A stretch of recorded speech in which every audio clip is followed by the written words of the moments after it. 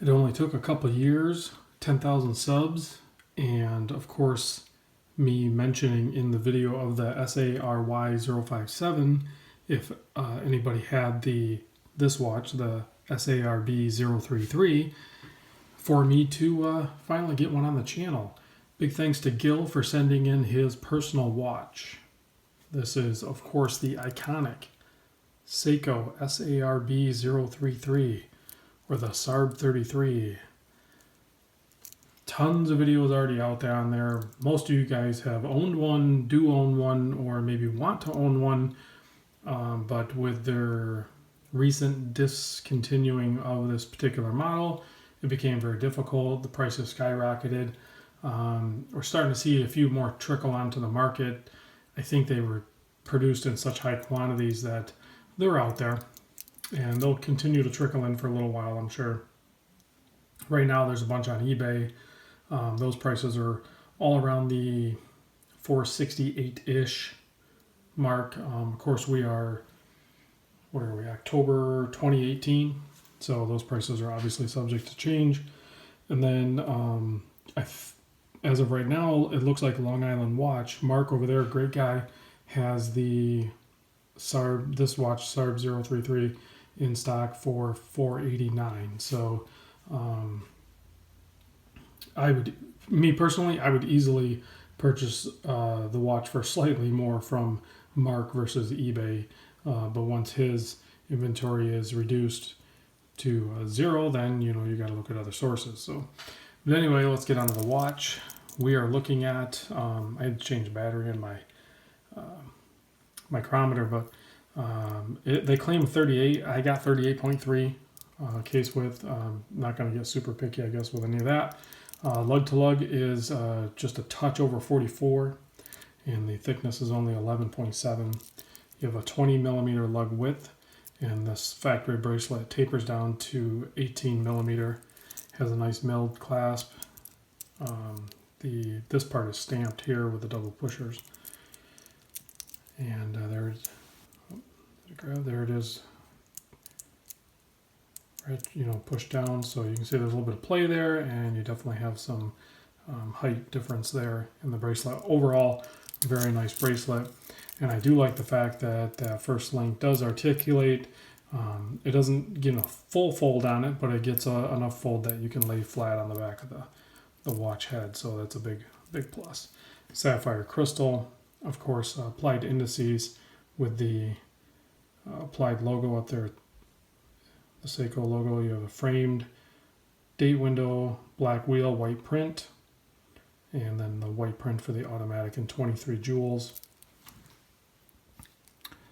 Got something there. We can do a little zoom in action here. You can see, excuse any fingerprints or dirt, but you get the idea. Very nice clean dial, ink black with the nice applied indices with a little bit of lume on the very inner part.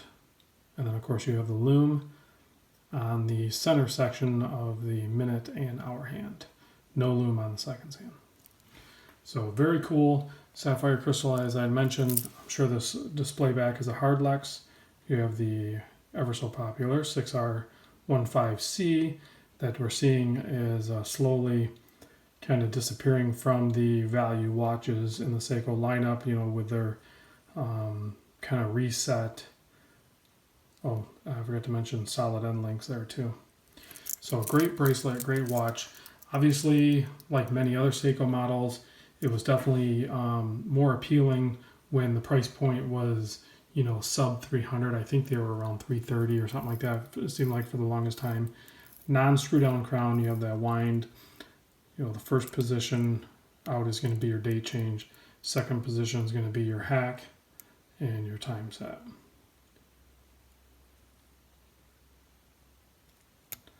So, signed crown as well. So, I think many people asked to see these two next to each other. This is the SARY057 sent in by Grant, and then this is the 033 sent by Gil.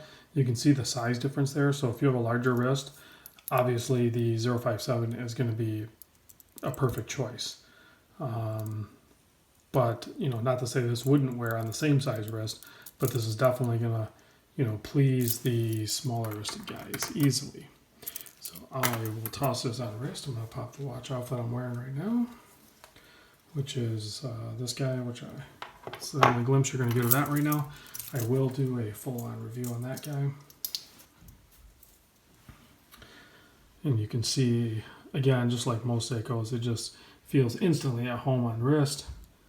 The size is great. This is a 7¼ wrist, but this could easily wear down. And, with leather straps or NATO straps or whatever you want to put it on, it's going to easily adapt to it. So there it is, guys. Thanks for watching. I'm going to close out with a loom shot. But I finally get, the sarb series, and I kind of want to see a 3.5 now. The other dial colors, and we'll see. Maybe I'll get one in eventually. If any of you guys want to send in a watch, I've had more and more people contact me about sending in a watch for review, or if you have a request, and then I can try to allocate or source one. It's always an option. But there you can see with a little bit of loom, this thing looks great. I don't have any other loom monsters out here. There's a Riley sent in his GMT Alpinist. You can see there, kind of next to that. I'll be doing a video on that soon. Of course, I have my